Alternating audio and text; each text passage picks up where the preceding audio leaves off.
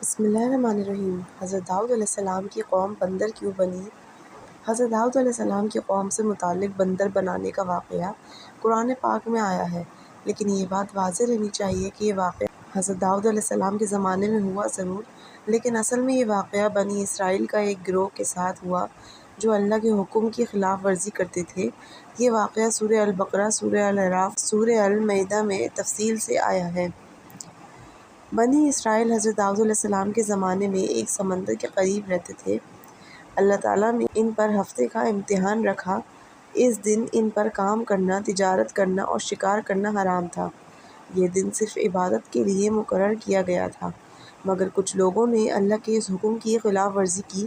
ان لوگوں کا تجربہ یہ تھا کہ ہفتے کے دن سمندر میں بہت زیادہ مچھلیاں آتی تھیں، لیکن دوسرے دن نہیں، تو ان لوگوں نے چالاکی سے اللہ کے حکم کو توڑنے کا طریقہ اختیار کیا۔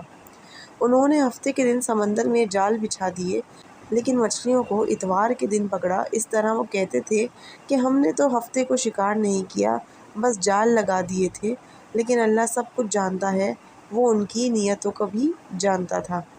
قرآن کا حوالہ سورہ الاعراف۔ اور ان لوگوں سے اس بستی کا حال پوچھو جو سمندر کے کنارے واقع تھی۔ جب وہ سبت کے حکم میں حد سے گزر گئے، اس دن ان کے پاس مچھلیاں ظاہر ہو کر آتی تھیں، جبکہ وہ سبت کا دن مناتے تھے اور سبت کے سوا کسی دن نہیں آتی تھیں۔ ہم نے ان کو اسی طرح آزمائش میں ڈالا کیونکہ وہ فاسق ہو گئے تھے۔ پھر جب انہوں نے وہ بات نہ مانی جو انہیں روکی گئی تھی، تو ہم نے کہا ہو جاؤ رذل بندر۔ تفسیر کے مطابق بنی اسرائیل کے اس وقت 3 گروہ بن گئے۔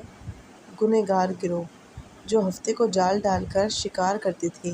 نیکی کا حکم دینے والے گروہ جو ان لوگوں کو روکنے کی کوشش کرتے تھے۔ بے تعلق لوگ جو چپ چاپ بیٹھے رہے، نہ روکا نہ کچھ کہا۔ صرف نیکی کا حکم دینے والے گروہ نجات پایا اور گنہگار لوگوں کو اللہ نے بندر بنا دیا۔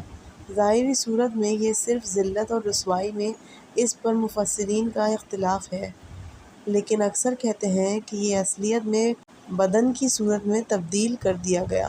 تفسیر ابن خاطر اور دوسری تفسیر۔ تفسیر ابن خاطر اور دوسری معتبر تفسیر کے مطابق یہ لوگ 3 دن تک بندر کی صورت میں زندہ رہے، نہ وہ بول سکتے نہ سمجھ سکتے، پھر وہ 3 دن کے اندر ہی ہلاک کر دیے گئے۔ یہ سزا عبرت تھی سب کے لیے۔